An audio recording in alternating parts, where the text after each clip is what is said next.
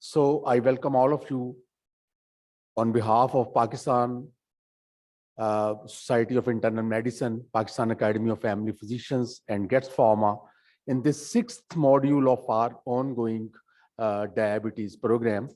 It's basically a 30 plus module certified course in collaboration with University of Health Sciences. So far, we have covered almost 5 modules, and program was so designed that you must have some basic knowledge and background about the cardiometabolic derangements which are present in the disease process.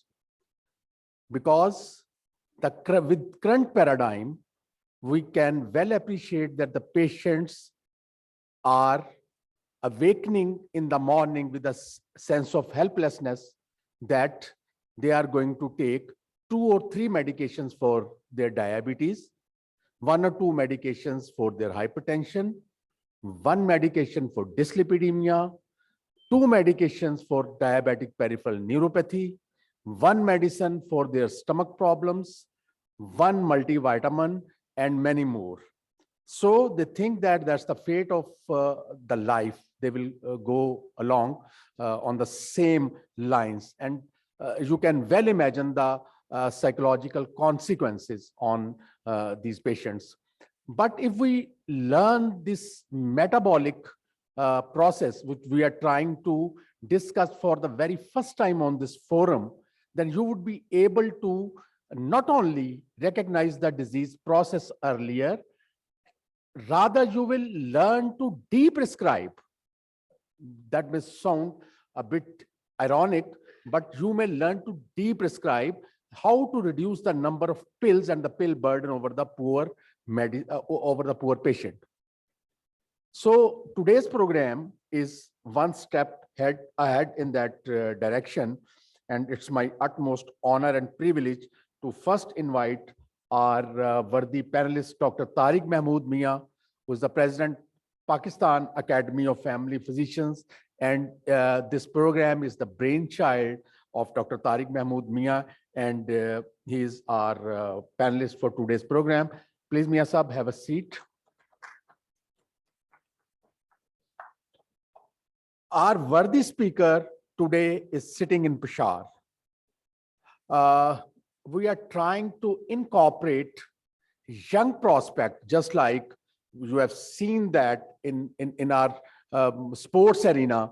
You can see that our youngsters are performing very well because they want to come up in that great competition. And so is the case in cardiometabolic diseases, that our youngsters who are joining this country, they have been trained abroad and in Europe, America, and Australia and somewhere, and they are now leading from the front. Today, this evening, we have such a young prospect with us by the name of Dr. Tahir Ghaffar Khattak, who is FCPS in medicine, and he has done his MRCP in internal medicine and endocrinology from UK. And currently he is working as assistant professor, Department of Endocrinology, Hayatabad Medical Complex, Peshawar. He is going to talk on an overview of complications associated with insulin resistance. Cut the tree, not the branches. And I have already laid that foundation in my 2 previous lectures, that at least 8 of the chronic metabolic diseases have one thing in common, that they are the branches which stem from a common root, that is the insulin resistance. And for your repetition and to refresh your memory, these 8 metabolic diseases are diabetes mellitus, hypertension, cardiovascular disease, non-alcoholic fatty liver disease, dyslipidemia, PCOS, dementia, and cancer. Our worthy speaker is going to throw some light that how this insulin resistance is the root cause of all these metabolic diseases. Dr. Tahir Ghaffar, can you hear me, please? Ji sir, thank you. Now the floor is yours, and please You can start with your presentation. It's all yours now. Thank you very much for joining us.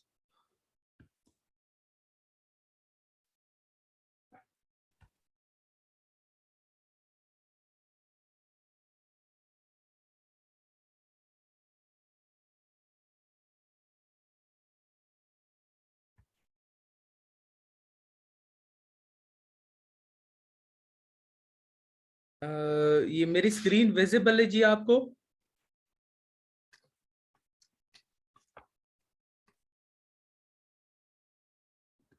Dr. Tahir, can you hear us? जी sir, मेरी screen visible है आपको जी? Yes, absolutely fine. You can thank go you ahead. So much, thank you so much जी। Share बिस्मिल्लाह। your screen. जी जी, Share your slideshow. अभी डिस्प्ले हो रही है आपको? I have displayed my slide. Is it आपको नजर आ रही है मेरे slides? Can you see the slides? जी हमें आपकी स्लाइड्स नजर नहीं आ रही, आप स्क्रीन दोबारा शेयर कीजिएगा। ओके ओके ओके ओके, मैं दोबारा शेयर करता हूँ।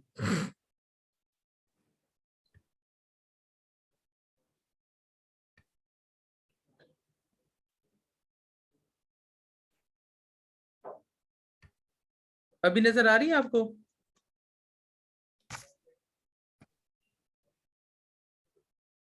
जी हमें आपकी स्लाइड्स नजर आ गई। आवाज भी मेरी ठीक ठाक है? Yes, this is all set now, please. Go Thank ahead, you so please. much, Ji. Thank you so much, Tahir Saab. Thank you so much. Thank you for inviting me for this talk. It is, of course, a pleasure to see that this society has grown a lot and it's educating so many people. I was just going through the slides that have been shared, that it's almost every week on Saturday, and most of the presentation have been already covered. So I was just seeing all of these. So thank you so much for inviting. So my learning objectives today are to provide insight of this thing. I just talked to Tahir Saab yesterday that what is the purpose of this lecture? कि आप लोग क्या चाहते हैं कि हम क्या चीज डिस्कस करें? Then I looked at the whole scenario जिसमें आपके बाकी lectures भी दिए हुए थे. So diabetes and most of that has been discussed. फिर insulin resistance from diagnosis to treatment. So up till this lecture, you know most of the things that have been already covered. So my objective is कि मैं इसके बारे में थोड़ी insight produce करूं या थोड़े से इसके बारे में know how develop करूं. The things that have already been discussed last week are the one before that. So most have been previously discussed, or the brochure that I have that will be discussed in the next coming Saturdays as well. तीसरी important चीज ये है, because usually people get bored of the common things or common repetitive things, so I have taken the topic which is usually least discussed, the thing which is prevalent but it's discussed least, and I will be discussing the core concept of this topic. So insulin resistance is the first thing that is usually sad in the lectures or diabetes lecture में, hypertension where you go for the fatty liver disease. आप gastroendo जिस conference में या physician के conference में जाएं, this is the term that is usually coined. Or another common term is metabolic syndrome. So what is exactly defined is it's the inability of the insulin to generate the glucose uptake or utilize that glucose in individuals as compared to the normal person. For example, अगर किसी भी sugar level पे मेरी insulin या किसी भी normal बंदे की इंसुलिन की लेवल 2 यूनिट्स है, तो if this to maintain the same level of the glucose in the plasma, if you need 4 units of the insulin, it means that there is insulin resistance. You know, by the core concept when we were in medical students between type 1 and type 2, so the common thing was that type 1 is the one which need insulin, and type 2 which is totally lack of the insulin, while type 2 is the one when there is a partial insulin deficiency and there is insulin resistance as well. So this is the concept behind that. And why we need to discuss that? Why is it important? we know that the people having obesity is increasing, and obesity is the core of the insulin resistance or of the metabolic syndrome. And because the people are growing in number, they are getting obese. So the complications are the branches of the tree, which is the topic, are increasing. And that's why we need to get hold of the tree so that the branches are safe then. Very important to understand that we living in South Asia, we are having a different cutoffs than the rest of the population.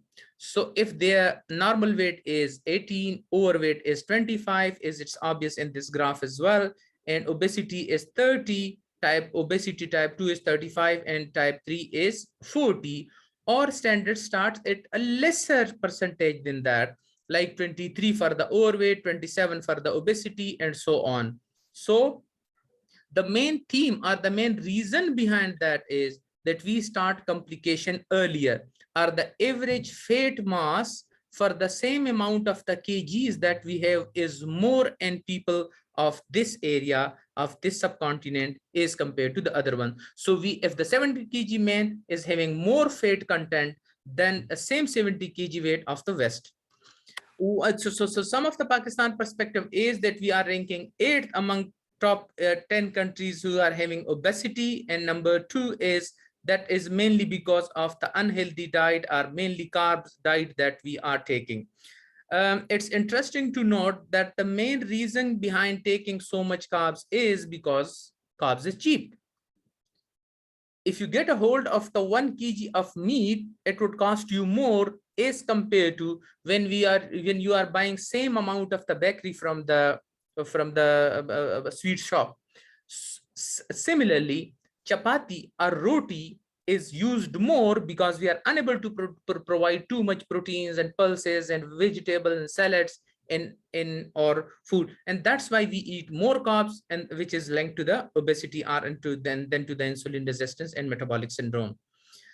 This is one of the a paper that we had published. These are the metabesity guidelines, along with the collaboration with the neurology and other association. I represented as one of the colleagues from the Pakistan Endocrine Society, and we have discussed most of these things, the metabesity, the or slash insulin resistance slash metabolic syndrome, and the association or the complications of the that we commonly called as the branches and not the tree.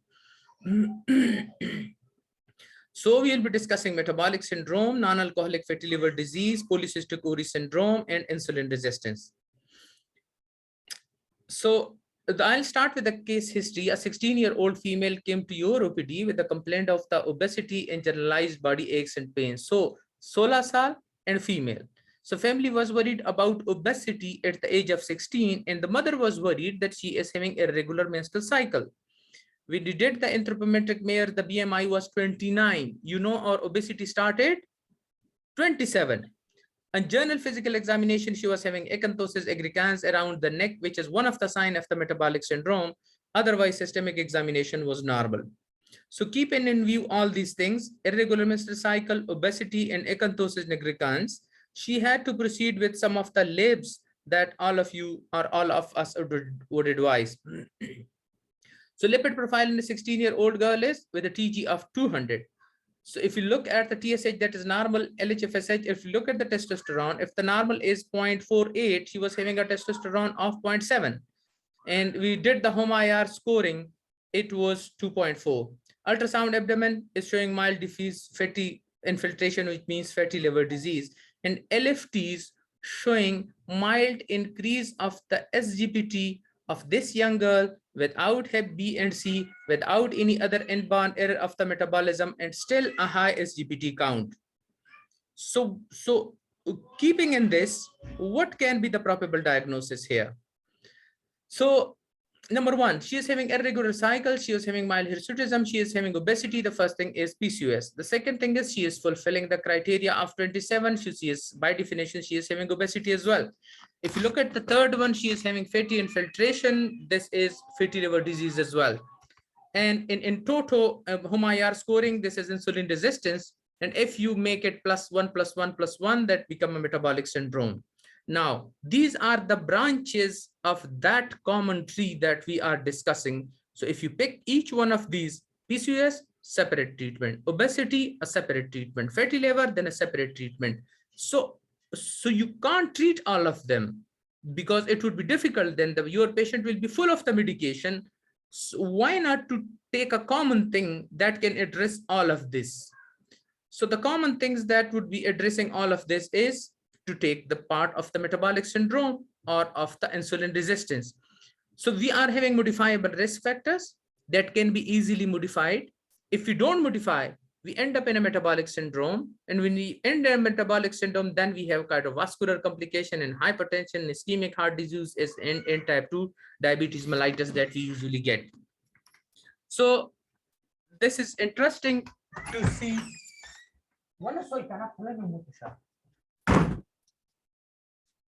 That first you develop insulin resistance, and then the cycle goes on and you have metabolic syndrome, and then this metabolic syndrome then lead to diabetes and pre-diabetes.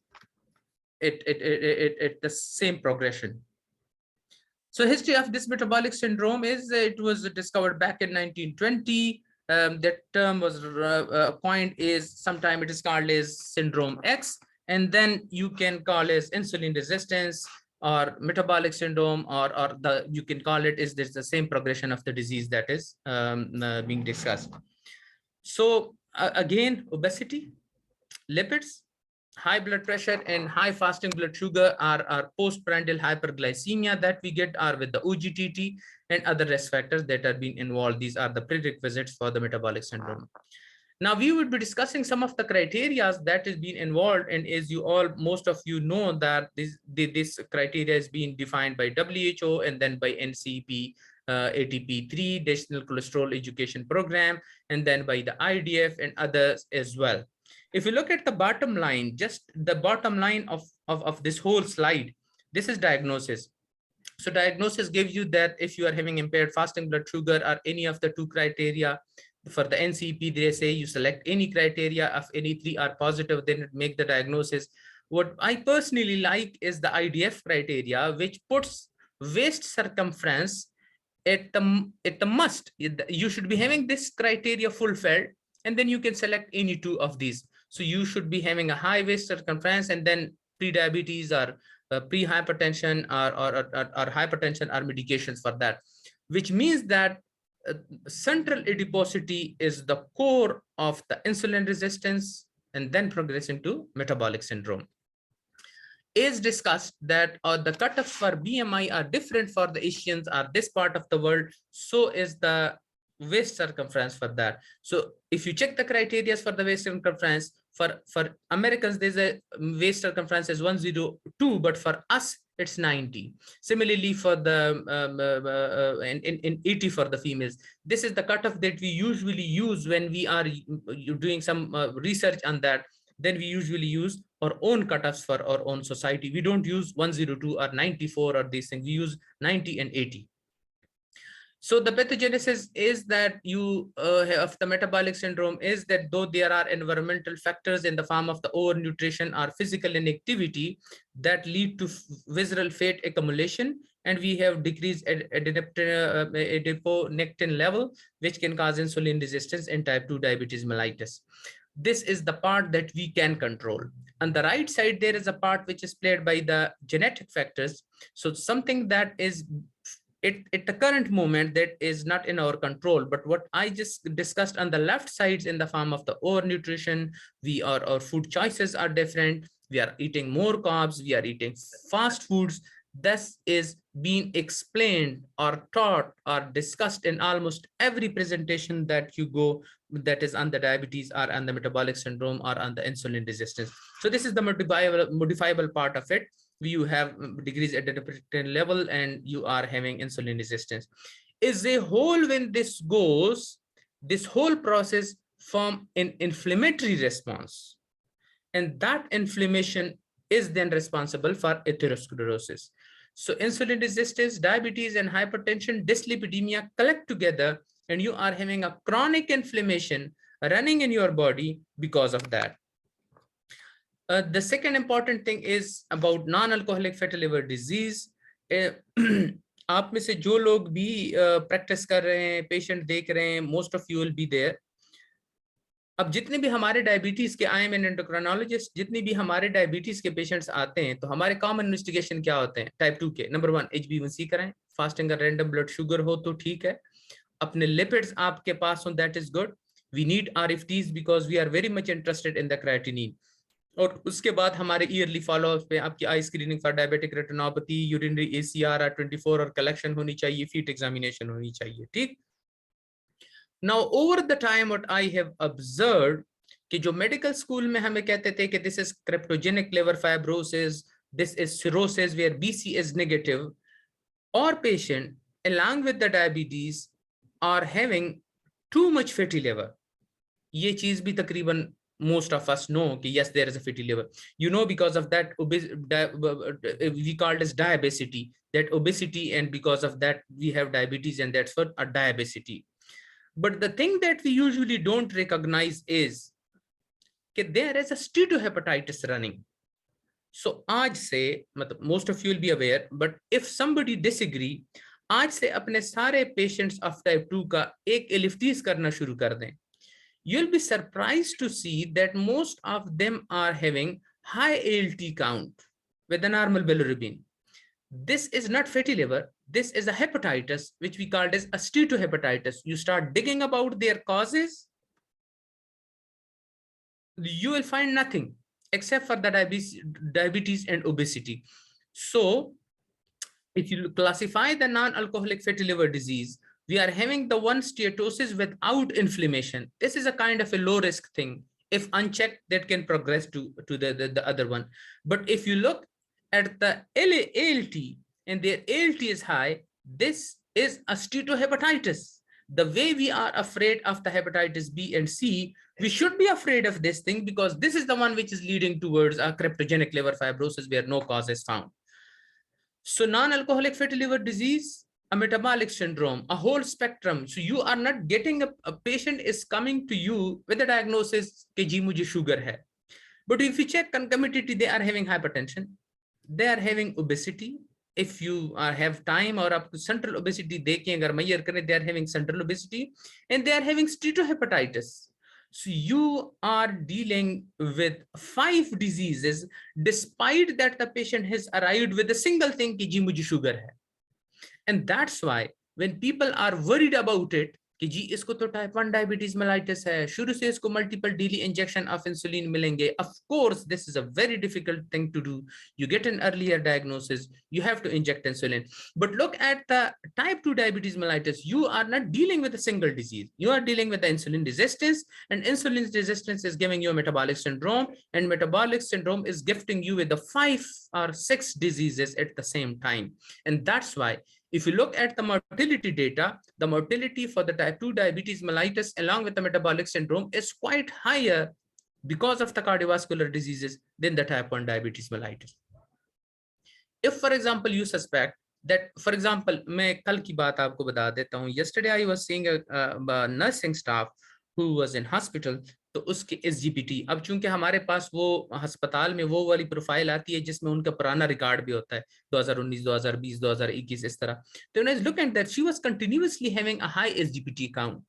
तो दूसरा शक मुझे ये हुआ है कि because she is a nursing staff, she must have exposed to some kind of injection pricks.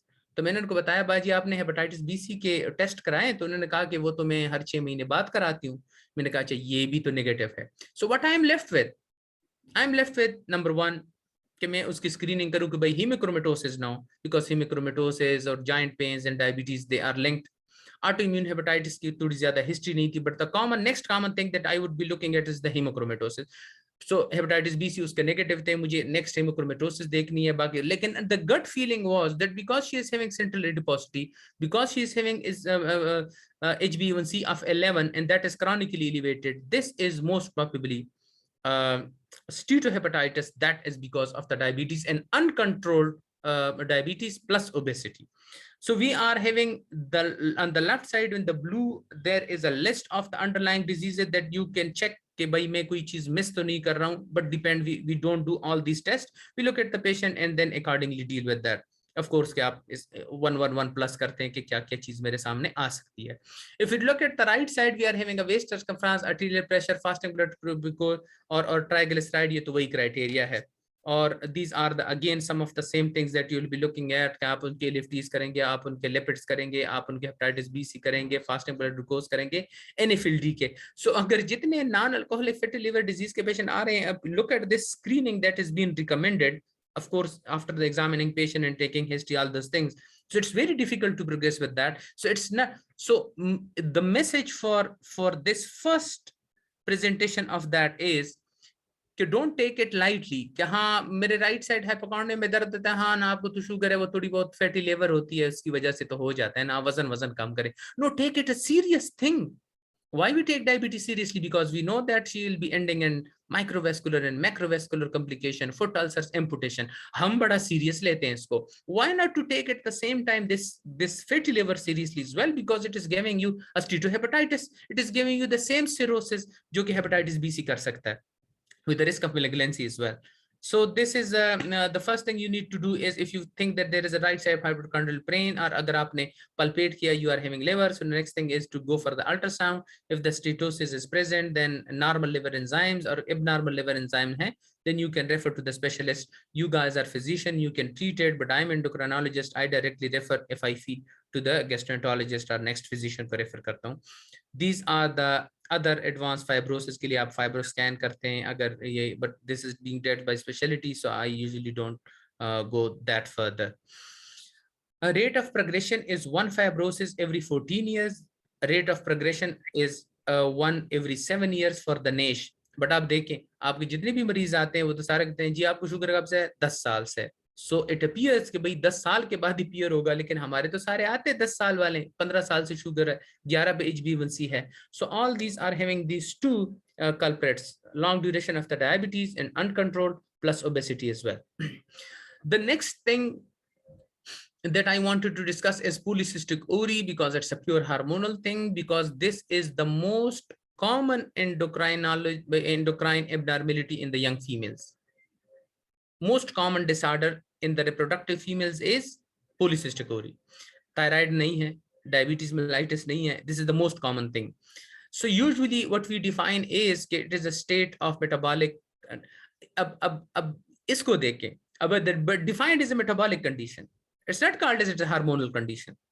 It's a metabolic condition, which is defined by hyperandrogenism, chronic anovulation, or these are the two things, and then you do an ultrasound scan in order to check that. So हमारे पास एक Rotterdam criteria है, ये जो first one है 1990 का, वो कहते हैं आप hyperandrogenism check करें. Means आप एंड्रोजन या मेल हार्मोन चेक करें कि ज्यादा हो. उसके देखने के दो तरीके हैं. तरीका number 1, if she is having acne, she is having hirsutism, that is enough of the evidence.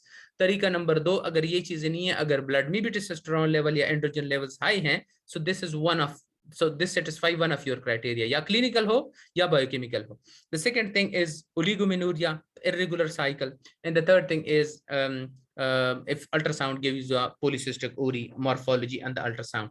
It's important to note कि polycystic ovary morphology का होना ultrasound पे it's not mandatory. So जरूरी नहीं है कि उसकी polycystic ovary की morphology हो. If you are fulfilling with the 2 criteria, it's enough. They can present with a classical phenotype जिसमें 3 चीजें होती हैं. Number 1, hyperandrogenism. Number 2, number 1 is hyperandrogenism. Number 2 is irregular cycle, and number 3 is polycystic ovary. But they can present with any 2 of that. Third important thing is relationship of metabolic syndrome with the PCOS. Okay. So अब polycystic ovary में हमारे पास 2 spectrum है. Spectrum number 1, thin and lean with PCOS. This constitutes a minority group, लेकिन it's very difficult to treat their PCOS. The other ones are obese and along with having polycystic ovary, are overweight and along with polycystic ovary. These are the ones who are having insulin resistance. And the core concept behind that is that relationship between androgen excess in women and disturbance in the carbohydrate metabolism. There is a coexistence between insulin resistance, acanthosis nigricans, which is present in these population. It seems that this is an endocrine problem, but there is a lot of metabolic input. Look at this slide. It shows that we are facing an endocrine disorder on your left, which called hyperinsulinemia, and then liver and ovary. So from the ovary, there is androgen production. From the liver, there is decrease in the sex hormone binding globulin. If there is decrease in the sex hormone binding globulin, which means there is an increase in your free testosterone level. This is one of the important aspects. Being governed by hyperinsulinemia means insulin resistance is governing all these things. So the data says that it's probably higher insulin level that is giving you the androgens, because it usually they say it's from the adrenal and even not from the ovary, and ovary is responded to that. This is just a concept. But if you look on the right side, this is a complete metabolic disorder where people are having glucose intolerance, type 2 diabetes mellitus, dyslipidemia, and metabolic syndrome. And it's recommended to check for their RBS or do an OGTT in this patient, in these patients. This gives you a strong link between insulin resistance, hyperinsulinemia, glucose intolerance in these patients with the polycystic ovary. So how you measure insulin sensitivity? उसके लिए हम IR scoring है या labs में वो euglycemic clamp इस्तेमाल करते हैं, but this is a common thing. We feel it by clinical manifestation. Obesity है, central adiposity है, acanthosis nigricans हैं, इस तरह की चीज है. और clinical में आप देखते हैं कि उनको dyslipidemia है, उनको if you are able to check for the fasting insulin and C-peptide level, this is one thing, one step ahead. Regarding dyslipidemia, हम जब कोलेस्ट्रॉल के लेवल चेक करते हैं तो यूजुअली वी थिंक अबाउट कि भाई कोलेस्ट्रॉल हमारा हाई है तो usually people do total cholesterol level. It's important to note that insulin resistance constitutes two important things. Number one, hypertriglyceridemia, and number two, low HDL level. While for LDL level, they become small, more dense, and more atherogenic, which is not measured by the laboratory. So if you get hypertriglyceridemia, if you get low LDL HDL level, and that's why जो तार चौधरी साहब से मेरी बात हुई थी या जो टॉपिक उन्होंने सिलेक्ट किया है, such an important topic, कि अब इसमें अगर if you want to treat that, तो hypertriglyceridemia के लिए मैं अलग से gemfibrozil और fibrate दूंगा, और HDL को रेस करने के लिए अलग, और LDL को रेस करने के लिए अलग. But the concept is telling me that this is because of the insulin resistance. So if you treat insulin resistance or you get hold of the insulin resistance, then you don't need this medication. And if you look at the data that these people are having, if they are having thin and lean, look at their insulin level. But on the left side, if they are having obese, the top one with the black points on that is showing a high insulin level on the left side of the chart, the vertical column. On the horizontal, we are having their glucose tolerance test. This is the diabetes and hypertension part. जैसे मैंने आपको शुरू में बताया, I would be not discussing the common things or common manifestation of that, but I just wanted to give you criteria कि जब वो हमें कहते हैं कि आप 45 से ऊपर के स्क्रीन करें, but now criteria says कि पाकिस्तान में, इंडिया में, इन जगहों पे आप 30 age पे भी स्क्रीनिंग शुरू कर दें. Like my relatives who are at the age of 30 years at my home, I'll be screening them for diabetes. But look at the most important thing. उनमें से किसका करते हैं? Obese or overweight in terms of BMI. यानी the core thing is, अगर वो obese होंगे, 30 साल से उम्र ज्यादा होगी, they should be screened. Family history of the type 2 diabetes level, mellitus. Number third thing point देखिए, low HDL level. अभी हमने डिस्कस किया low HDL level is in the insulin resistance. आप fifth point पे जाएं, metabolic syndrome such as PCOS. इधर से PCOS, इधर से diabetes की screening, acanthosis nigricans, again linked. Now look at the 4 point. History of delivering a baby more than 4 kg. So who is delivering a baby which is more than 4 kg, which is a patient with a diabetes, known or unknown? The one who are having hyperinsulinemia. Hyperinsulinemia in mother is giving them a higher insulin level, which make the baby obese. And number 4 is the one who are having obstructive sleep apnea, and obstructive sleep apnea is most commonly with the obesity. So all these are interlinked. Again, just a single slide in the hypertension as well. You are overeating, you are having a decreased physical activity. This is leading to visceral adipose tissue formation. And that adipose tissue formation is giving you increased angiotensin level, which causes RAS activation, and RAS activation is giving you a chronic inflammation. Similarly, interleukin 6, TNF, again a process for the high inflammation level.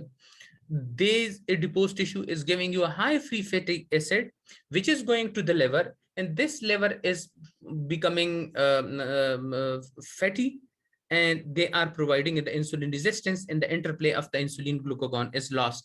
So the same concept is true for the patient with the obesity having hypertension as well, that this is the insulin resistance or obesity or metabolic syndrome that is giving you hypertension as well. Again, the tree and not the branches.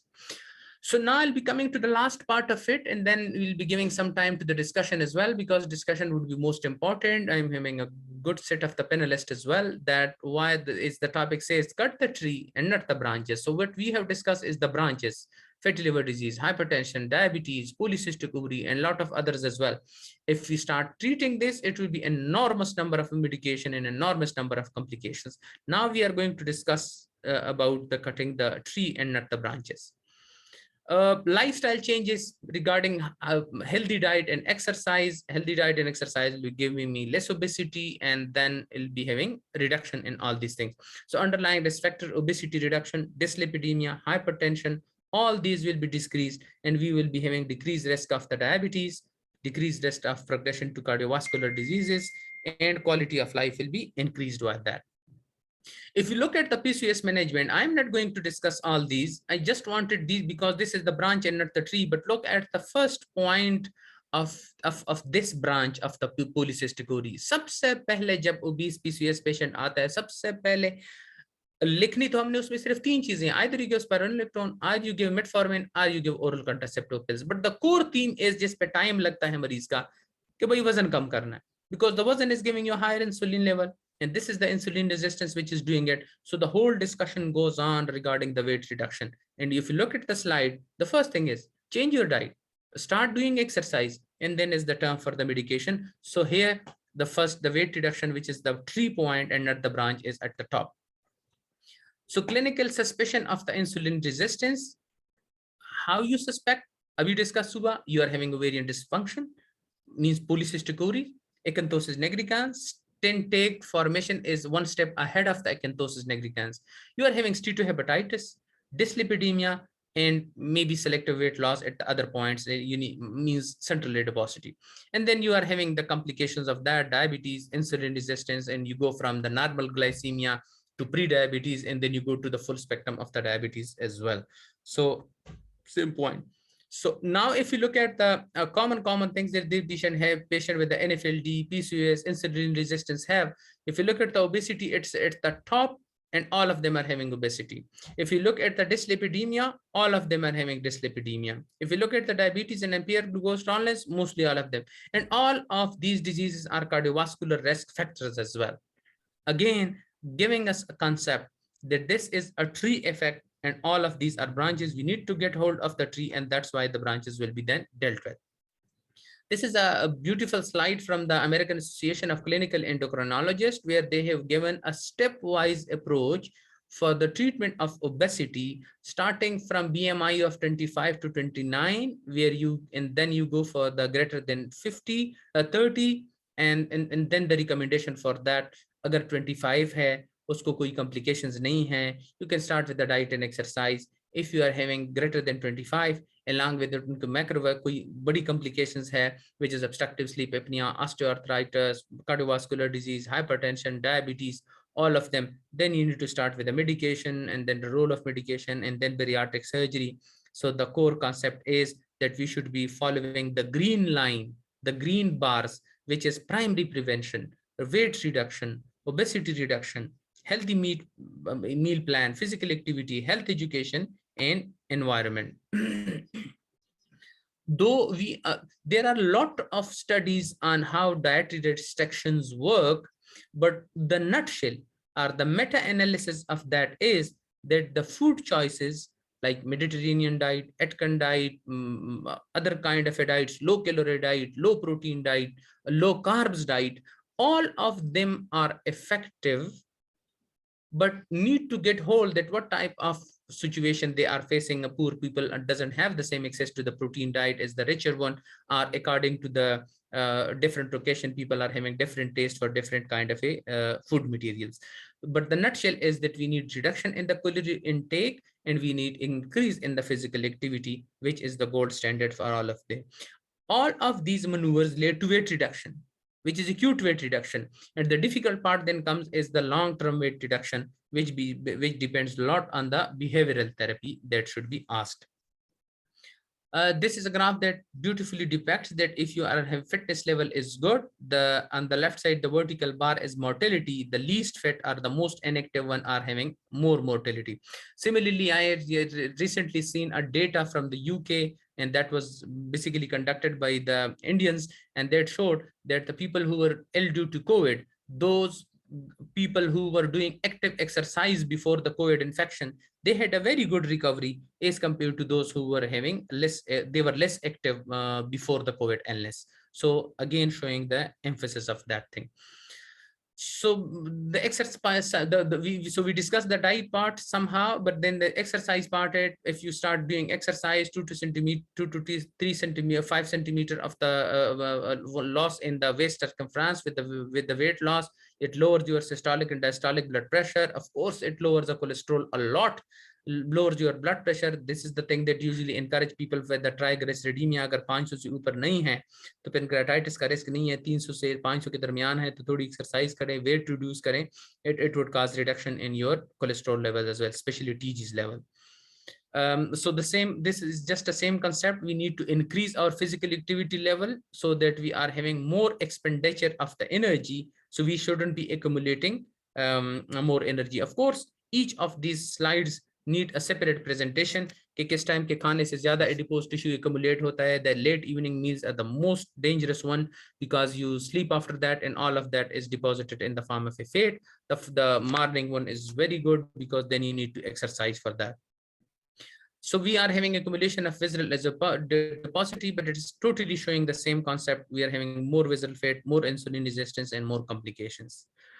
This is the core slide showing almost the same concept. On the left side, you are having metabolic complications in the form of lab results. On the right side, we are having polycystic ovary, cardiovascular disease, cancers, type 2 diabetes mellitus, stroke, and NASH, all associated with the insulin resistance and metabolic syndrome. Same concept of it. So in the summary, because it will be a good discussion forum, so I'm summarizing it so that if there is any question, we can discuss it in that. Insulin resistance is the tree and the rest are the branches. And we need to cut the tree like treat and prevent insulin resistance by means of reduction in our food intake, our dietary lifestyle changes, and more with the exercise. And branches like diabetes, hypertension, polycystic ovary, dyslipidemia, that would improve. Dietary intervention are of utmost importance. It's important to understand that the visceral fat that we are accumulating in our tummy is best washed out if you do exercise. You would be interesting to note that the liver fat only goes if you do starvation.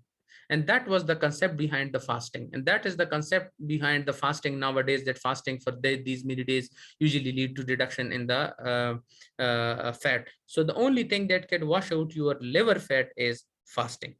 So exercise need to be encouraged, and important thing is we should be dealing with this thing as a public health issue. Now, Pakistan Endocrine Society have make few of the groups. They have a lot of material already prepared. I am one of the group for the diabetes prevention. We had not conducted the on-site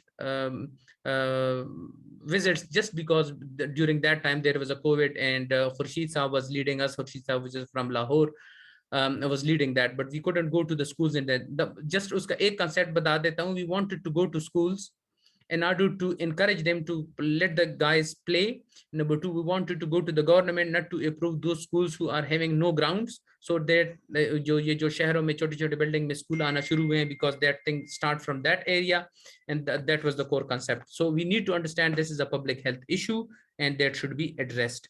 I'm very much thankful to you for providing me with the opportunity. It would be an extreme pleasure had I been to Lahore and had seen you guys face to face. But thank you so much, and thank you. And you are most welcome for any questions. And I'm having along with the panelists as well. Thank you.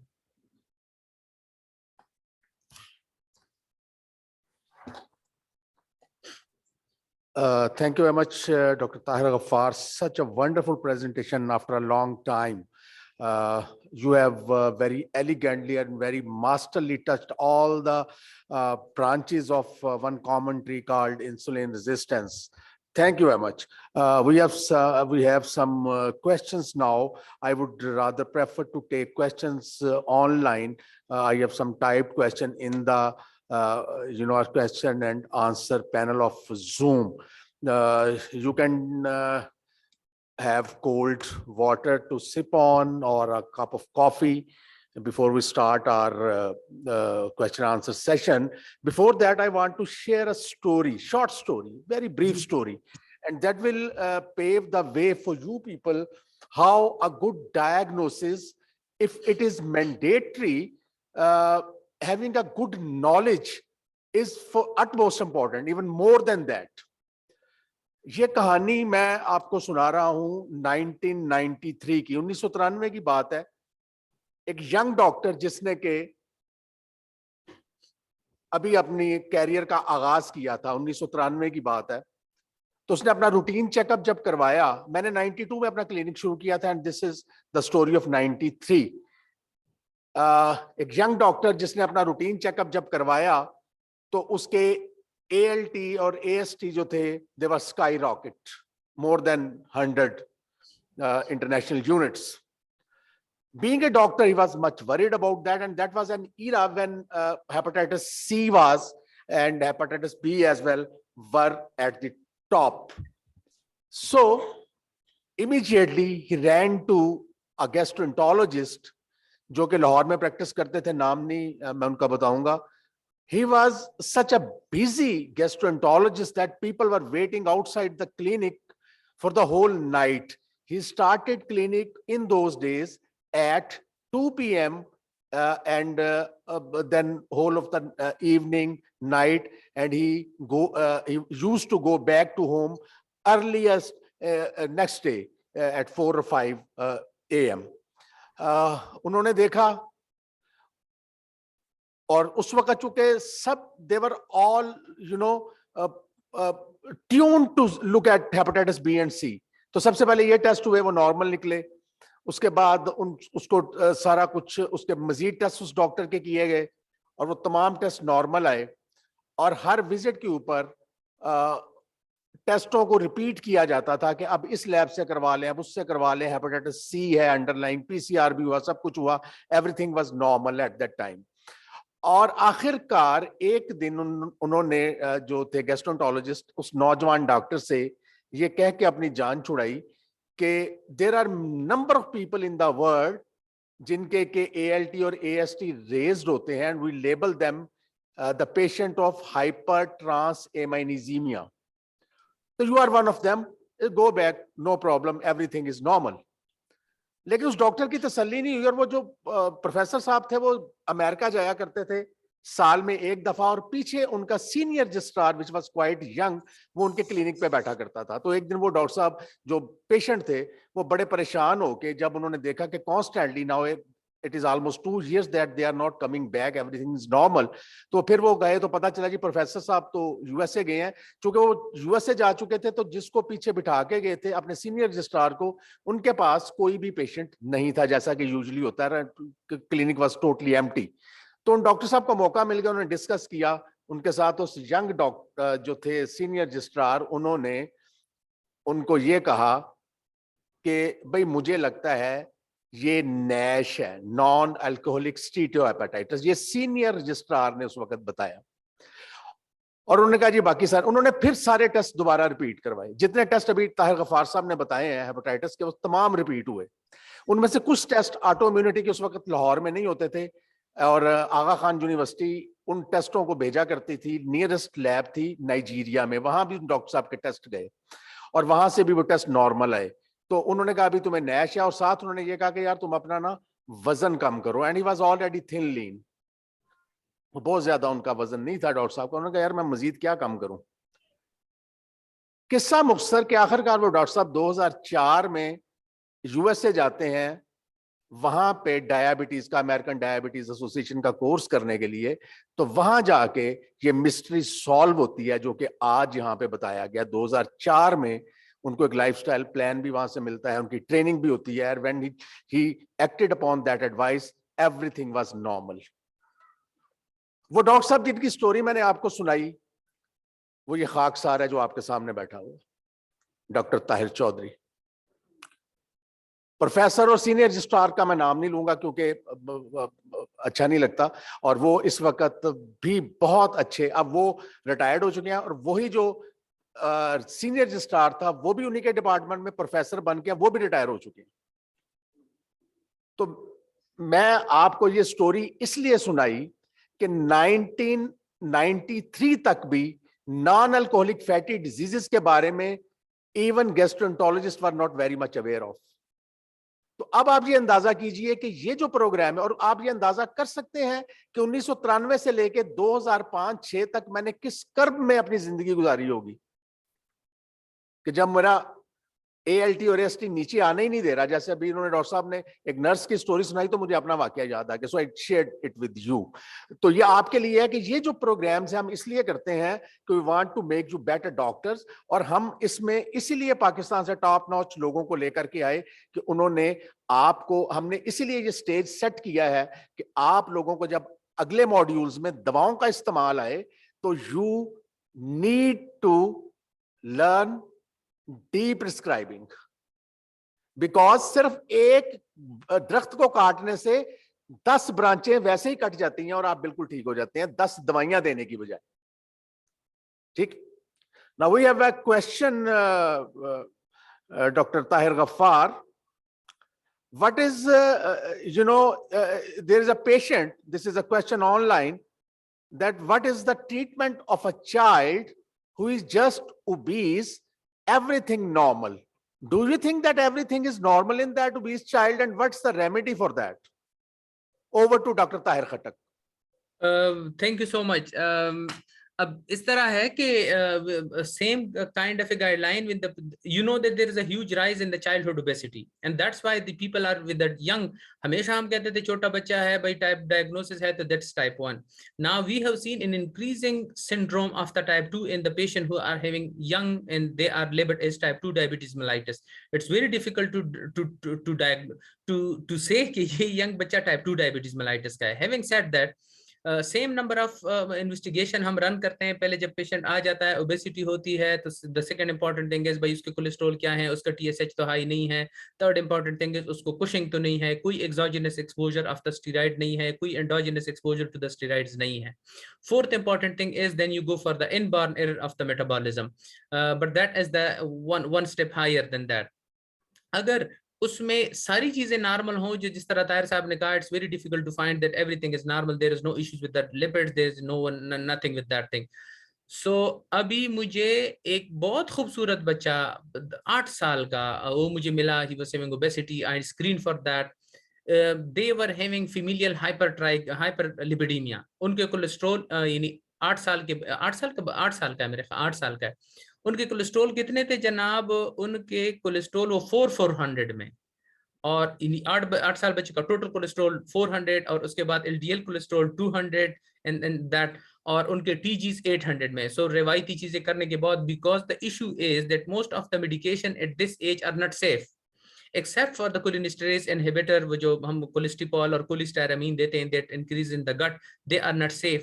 So it's very difficult. So they are having inborn error of metabolism, और फिर it's difficult to treat them. So you need to exclude most of the causes. It's very difficult to find that there will be no issues with that, because आप ये तो कह सकते हैं कि उनकी ओबेसिटी का अंडरलाइंग रीजन मुझे नहीं मिला जो एक्सोजेनस कॉमन रीजन है, बट इट्स वेरी डिफिकल्ट कि उनमें कोई उसके कॉम्प्लिकेशंस नहीं थे, like there was no dyslipidaemia, there was no ALT rise in the ALT, so there must be something to find out. We need to go more in depth of that.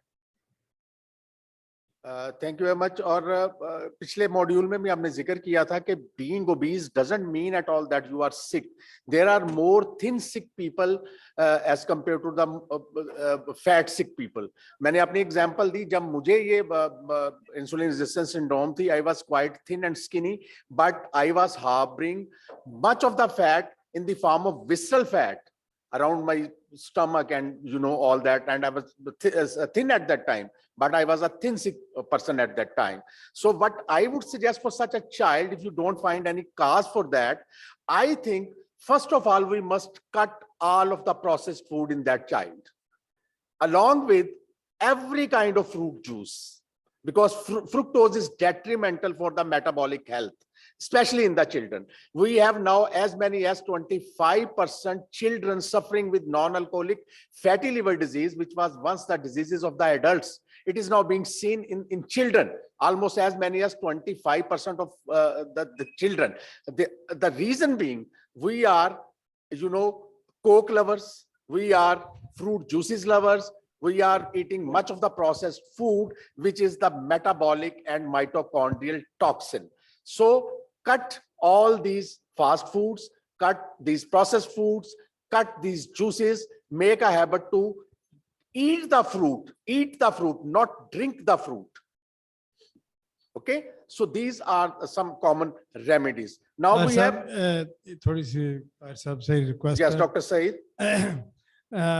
इस तरह के patient में जो even के वो child है, तो उसमें कोई डायग्नोसिस में कोई हमें इंसुलिन रेजिस्टेंट का एलिमेंट देखना चाहिए?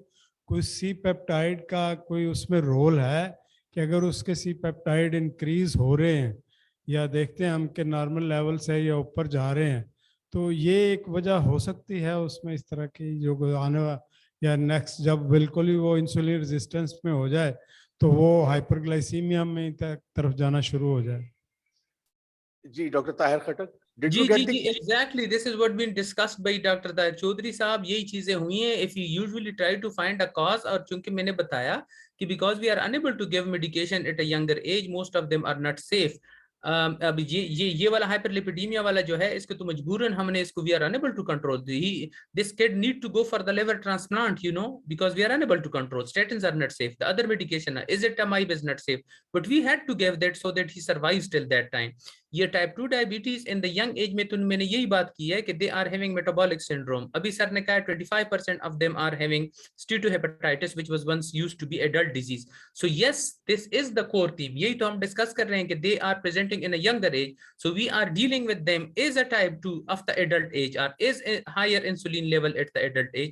Same we refer them to the dietitian, and dietitian वही है कॉमन चीजें जो सर बता रहे हैं, वही चीजें करते हैं। And then you need to reassess, फिर उनको इनकरेज करें, फिर रीअसेस करें। This is the common theme. इसी बात को आगे बढ़ाते हुए that this fructose should be considered the alcohol of the children.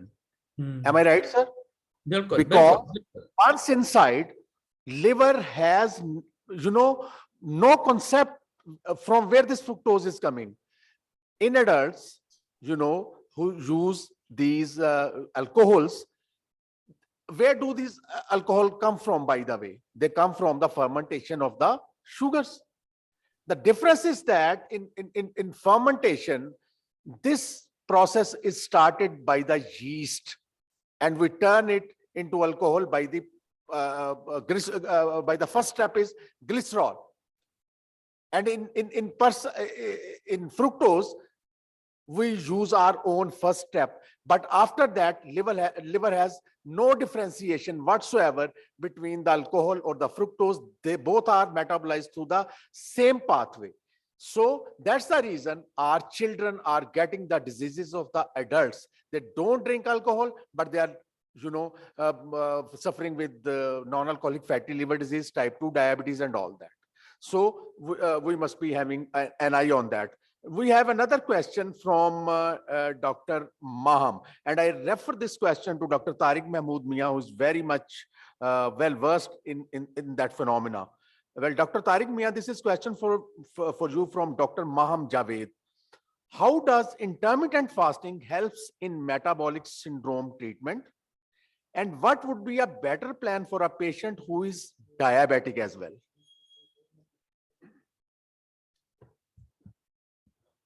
Bismillahirrahmanirrahim. I think excellent presentation by Dr. Tahir Bangash. मैं दो तीन चीज़ों की तरफ, इससे पहले कि मैं इस क्वेश्चन की तरफ आऊँ, दो तीन चीज़ों की तरफ मैं थोड़ा सा आपके, चूँकि हम मेडिकल प्रोफेशन से हमारा ताल्लुक है, तो दो तीन चीज़ें हाईलाइट करना बहुत ज़रूरी है। हमारा मुल्क तीसरे नंबर पे आ गया डायबिटीज़ में। रीज़न मेडिकल प्रोफेशन के बिल्कुल सामने है कि हमारे साथ एक खेल खेला जा रहा है कि हमारी जो अपनी डाइट थी उसको बड़े तरीके से रिप्लेस कर दिया गया। हम लस्सी और स्कंजबीन और सत्तू और ये चीज़ें हम लेते थे, और उसकी जगह पे हमारे ये फिजी ड्रिंक्स आ गए। उसके बाद प्रोसेस्ड फूड आ गया। आप अंदाज़ा करें कि जब लाहौर में पहला मैकडोनल्ड खुला तो मेन बुलेवार्ड के ऊपर बाहर तक लाइनें लग गई, और हमारे बच्चे अब रात को जो होम डिलीवरी हो रही है, ये सारा पैसा उन्हीं लोगों को है जो कि अपने बच्चों को शायद वो पेप्सी और कोक देना बिल्कुल उनके यहाँ मना है। पहले उन्होंने हमारा अपसाइज किया और ये सारी चीज़ें जितने कार्ब्स हैं, रिफाइंड कार्बोहाइड्रेट्स, वो हमें खिलाए गए। उसके बाद हमें नंबर 3 पे लाया गया, और उसके बाद दवाइयाँ कहाँ से आई? दवाइयाँ भी उन्हीं की कंपनियों से आई। और फिर जब आप सारा मेटाबॉलिक सिंड्रोम के शिकार हुए तो फिर स्टंट जिसके ऊपर शायद मटेरियल के ऊपर 5 रुपए भी ना लगे हों, वो लाखों रुपए का आपको बेचा गया। तो इस तरह फ्रॉम द चाइल्डहुड, और मैं एक चीज़ भूल गया कि जो ब्रेस्ट मिल्क था, जो मदर फीड थी, उसको हमने ख़त्म किया, और उसकी जगह पे दूध भी हमें वहीं से आया, जिसके पीछे हमने आज हम अपनी इकोनॉमी को रो रहे हैं। तो ये सारी चीज़ें जो थीं, ये हमें वेस्ट से और अमेरिका से और इन मुल्कों से आईं, और इन्हीं से हम बीमार हुए, और इन्हीं से आगे जाके हमारा बेड़ा गर्क हुआ और हमारी इकोनॉमी भी बैठ गई और सारा कुछ। अब मैं डॉक्टर साहब के क्वेश्चन की तरफ आऊँगा। हमारे यहाँ अभी भी मैं एक दो जो स्लिमिक क्लिनिक्स चला रहे हैं, उनको अभी भी ये वो लोगों को क्या कि फ्रीक्वेंट स्मॉल मील्स आपने लेने। और ताज साहब ने इनके जो लास्ट 2 प्रेजेंटेशंस वगैरह हुई थी, उसमें ये था कि असल जो प्रॉब्लम है वो ये है कि जो इंसुलिन लेवल है उसको हमने बेस लाइन को टच ही नहीं होने देते जब फ्रीक्वेंट मील्स लेते हैं। और जब कार्बोहाइड्रेट बहुत ज़्यादा लेते हैं तो नेचुरली प्रोटीन और फैट तो इतनी ज़्यादा इंसुलिन रिलीज ही नहीं करते, फैट तो बिल्कुल नहीं करता, और प्रोटीन बहुत थोड़ी सी इंसुलिन को रिलीज करता होती है। लेकिन कार्बोहाइड्रेट्स में बहुत ज़्यादा इंसुलिन लेवल जब ऊपर जाता है और वो 4-5 घंटे में अभी नीचे ही नहीं आया होता और हमने दूसरा मील ले लिया, तो उसने बेस लाइन को टच ही नहीं जब करना, तो जब आपकी इंसुलिन हर वक्त बढ़ी रहेगी तो आप इंसुलिन रेजिस्टेंस का शिकार हो जाएंगे। और डॉक्टर ताहिर साहब ने जैसे अभी आपको बताया कि इंसुलिन रेजिस्टेंस से आपको क्या क्या चीज़ें जो हैं वो हो रही हैं, तो मैं ये डॉक्टर साहब से कहूँगा कि जो बेहतरीन जो हमारे लिए है, और हमारे यहाँ अगर आप आज से 40-50 साल पहले चले जाएं तो हमेशा 2 ही खाने होते थे, एक नाश्ता होता था, एक रात का खाना, दरम्यान में कोई नहीं होता, 2 ही खाने। तो ये है कि अगर हम 16 घंटे हम फास्टिंग विंडो कर लें और 8 आवर्स हम ईटिंग विंडो कर लें, इस असूल के तहत हम अगर काम करें और कार्बोहाइड्रेट लेवल को जो है कार्ब कटिंग अगर हम कर लें, तो मैं कहता हूं कि अभी भी हम दवाइयों के बगैर जो हमारे प्री डायबिटीज के पेशेंट हैं या जो ओबीस हैं उनको हम डायबिटीज से भी बचा सकते हैं, और जो इवन मेडिसिन के ऊपर या इंसुलिन के ऊपर है उसको अगर हम इस असूल के ऊपर ले आए कि आपने 16 आवर मिनिमम जो है वो आपने ईटिंग विंडो फास्टिंग विंडो रखनी है, और 8 आवर्स जो है वो ईटिंग विंडो रखनी है, और उसमें भी आपने जो है वो मिनिमम कार्बोहाइड्रेट्स लेने हैं। तो मैं ये समझता हूँ कि आज भी हम पाकिस्तान को, जैसे इंडिया ने नारा लगाया कि हम 2047 तक, 1947 में इंडिया पाकिस्तान बना, और 2047 तक वो कहते हैं कि हमने रिवर्स करना है, इंडिया को फ्री करना है डायबिटीज से। तो अगर हम सारे प्रोफेशनल मिलके अपने पेशेंट्स के ऊपर ये थोड़ी सी मेहनत कर लें तो मैं ये समझता हूँ कि हम भी पाकिस्तान को डायबिटीज से, और जो डायबिटीज जो कि पहले हकीम जैसे कहते थे कि कब्ज जो है वो मदर है सारी डिजीजेस की, तो वो तो पता नहीं है कि नहीं है, लेकिन diabetes is mother of all the syndrome. तो अगर हम इसके ऊपर काबू पा लें तो मैं ये समझता हूँ कि हम अपनी कौम को आज भी बचा सकते हैं इन बेशुमार चीजों से। Very elegantly answered, Dr. Tariq Mahmood Mia. I can't say better than that. लेकिन इसको अभी बार बार ये जो हमें ऑनलाइन क्वेश्चंस हैं वो डाइट के बारे में पूछ रहे हैं, तो cut the story short, there are 4 basic principles regarding insulin resistance. वो हम पहले भी डिस्कस कर चुके हैं, repeat. Cut the carbohydrates. You have zero biological need in your diet.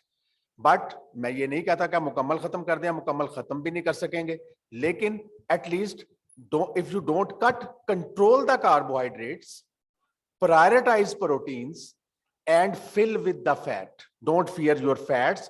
And number 4, intermittent fasting.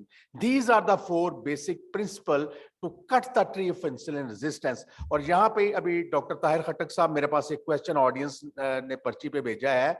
What is the minimum duration of intermittent fasting? Over to Dr. Tahir Khattak to answer this question. जो अभी sir ने तकरीबन इसका जवाब दे भी दिया है कि एटलीस्ट 7 to 8 hours होने चाहिए. We need that the fasting usually require at least 8 hours. This is how the fasting is defined, is that there should be at least 8 hours of the fasting.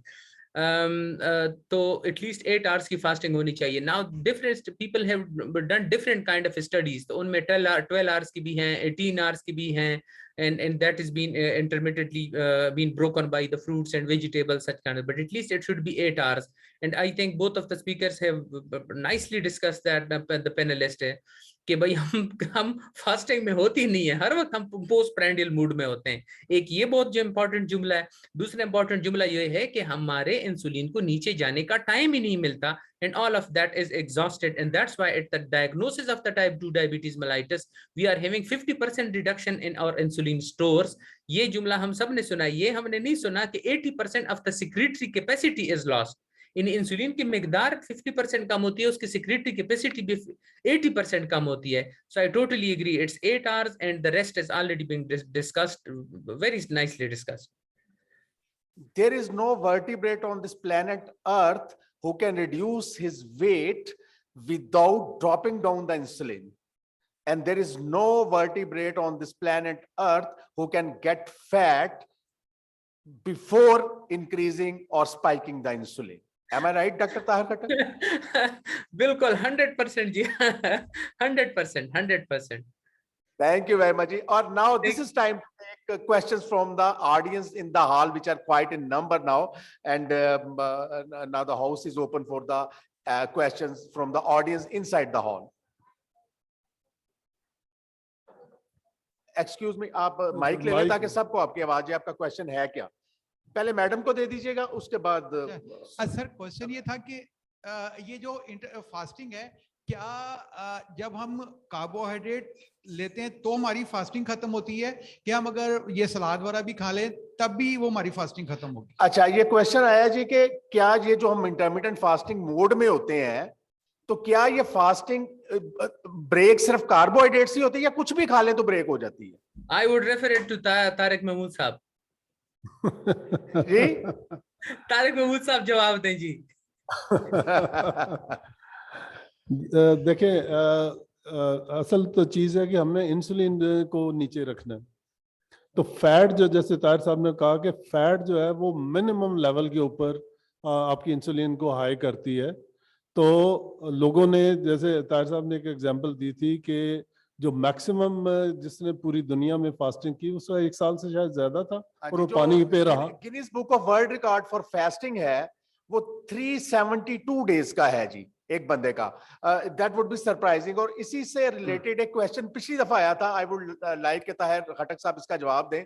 ये बड़ा pertinent question आया था और मैं उसको बाद में हाईलाइट करूंगा उसका आंसर. मैं चाहूंगा ताहिर खट्टक साहब इसका जवाब दें. उसमें यह कहा गया था कि जी आप ये बता रहे हैं 372 डेज की फास्टिंग, तो उसके तो मसल्स भी सारे उड़ गए होंगे. फास्टिंग के साथ क्या मसल लॉस भी होता है क्या? Hello Do you Okay, expect muscle loss from intermittent fasting or the prolonged fasting? Is there any science behind that? जी जी जी अच्छा, हमारे यहाँ पे था कि भाई जो हम ये जो रिलेटिवली न्यू जनरेशन है, तो हमारा ये ख्याल है कि कभी कभी बास क्वेश्चन पे कहना चाहिए कि I don't know the answer. तो that is a very good answer. So sometimes we should say conceptually yes. Number one, जब चीजें लॉस होती हैं, तो if you are somebody is fasting, तो सबसे पहले नंबर वन इनके कार्बोहाइड्रेट स्टोर्स खत्म होते हैं. So the first thing to go is the carbohydrate stores. And इसलिए अभी मैंने एक बात की थी, शायद अब डिस्कशन में ज्यादा अच्छी तरीके से याद आ जाए, and that is for the liver stores, the only thing that can lead to reduction in the liver store is fasting. And number two important thing is visceral fat is more atherogenic, but the liver fat reduction leads to lot of sensitivity in the insulin. बहुत sensitivity होती है. Number one. So first one is glucose to go, like fat stores, glycogen store to go. The second thing to go is lipids, जो हमारे fats accumulation होते हैं. This is the second one to go. So if somebody is fasting, number first glycogen stores तो तकरीबन 24 hours के अंदर अंदर खत्म हो जाते हैं. The next thing to go is the fats, and that's why is SGLT2 inhibitor is basically giving you calorie reduction. जब खुर्शीद साहब की गालिबन टॉक है, and that lead to ketone generation. वो जो ketones generate होते हैं, this is basically from lipid peroxidation, और वही is then used as the fuel source by the cardiac muscles. Third thing is yes, fat mass. The third thing is if a very prolonged fasting, the third thing to go is the muscles, which means proteins. अच्छा जी, अब आप doctor साहब आपके question का जवाब ये है कि इंटरमिटेंट फास्ट, जब आप फास्टिंग में होते हैं, it is only the water which doesn't break your fast. Anything else can break your fast, और आप फास्टिंग मोड से फिर बाहर आ जाते हैं. सैलड है उसके अंदर, whatever, जिसकी जरा सी भी कैलोरीज है जिस फूड के अंदर, वो आपकी फास्टिंग को उधर ही खत्म कर देता है. जी मैडम, आपका क्वेश्चन जरा थोड़ा सा ऊंचा please.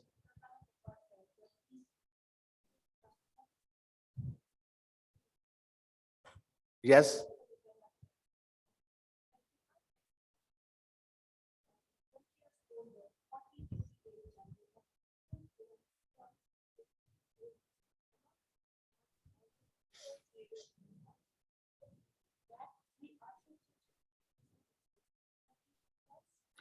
The question, doctor Tahir साहब आपके पास क्वेश्चन आ गया.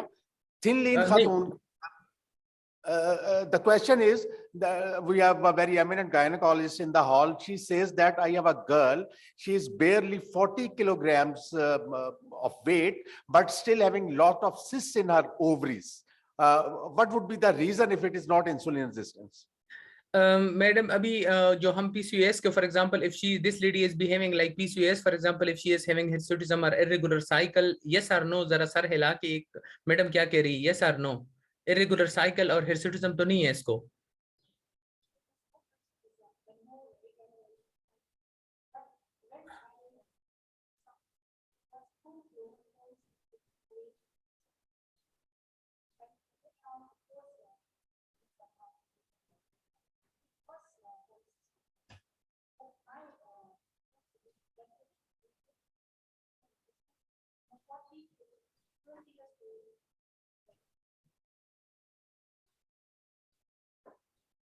जी ताहिर साहब ने क्वेश्चन सुना?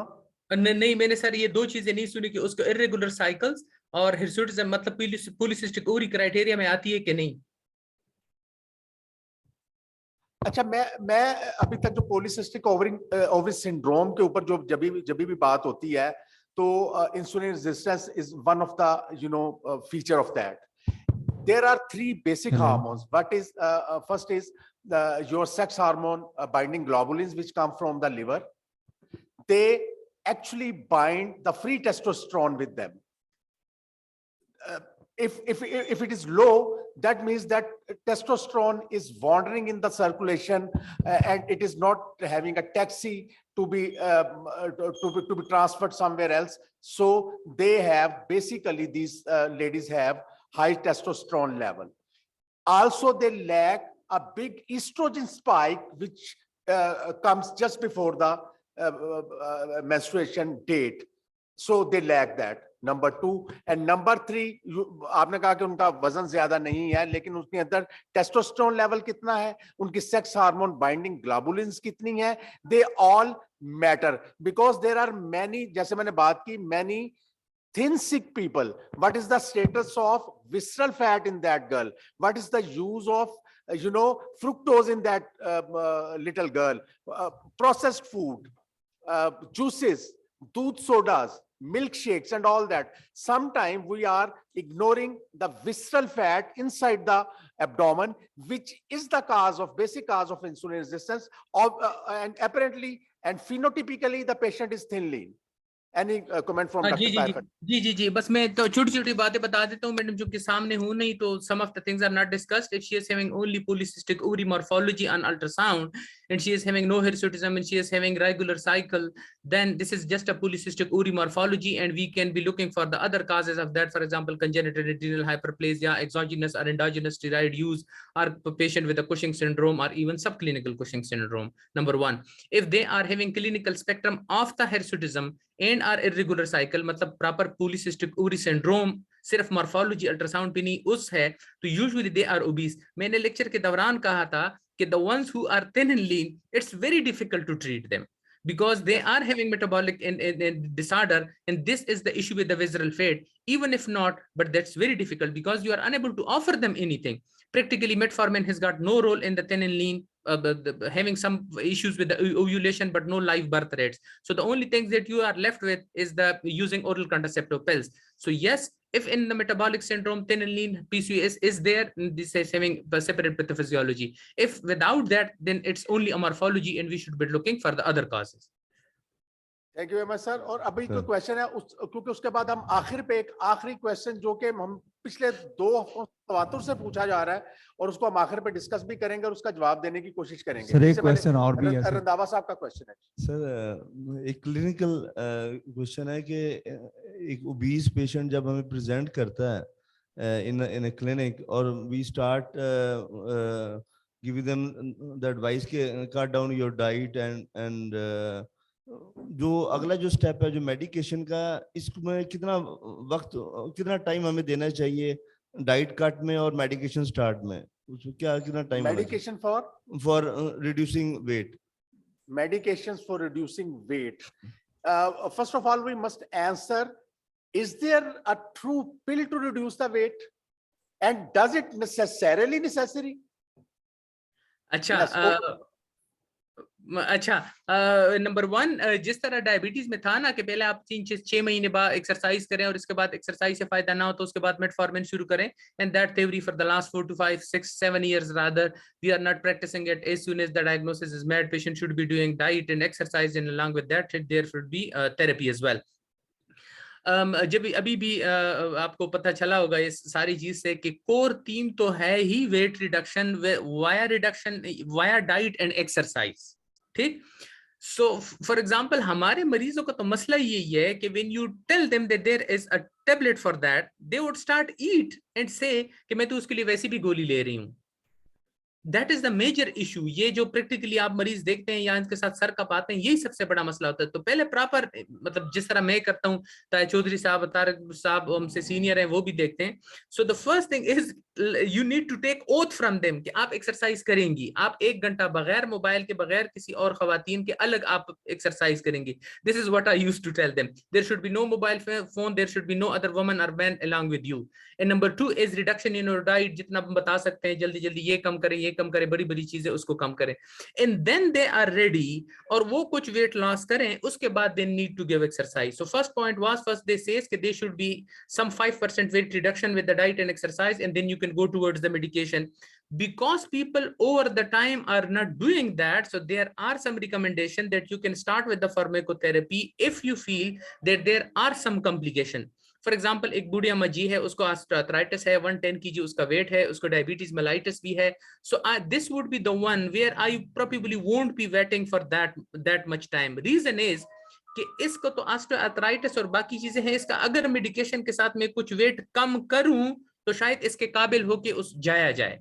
This is the exclusion one. Rest there should be diet and exercise before that. and of course there is no single pill. But अभी हमारा मसला ये है कि there are a lot of injectables not now available for the weight reduction. But you must be very rich to afford those injections, you know.